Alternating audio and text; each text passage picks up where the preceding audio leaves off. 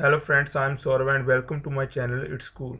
Today in this video you will learn about how to delete a Google account permanently from Google. So let's start the process. First log in with that account which you want to delete permanently from Google. Before starting this video, please like our video and the users who came first time on our channel. Please subscribe our channel and press the bell icon to get notified.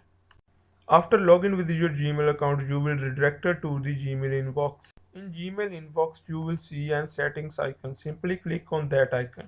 After clicking on settings icon, you will see some of options. Select settings option from these options.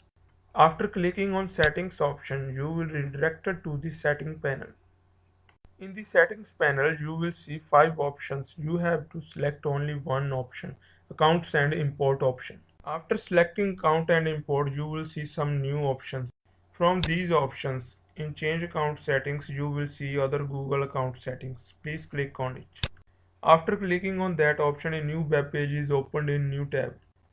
In new tab, you will see a new interface. Select data and personalization from that interface. After clicking on data and personalization option, you will be redirected to data and personalization menu. Simply scroll your mouse.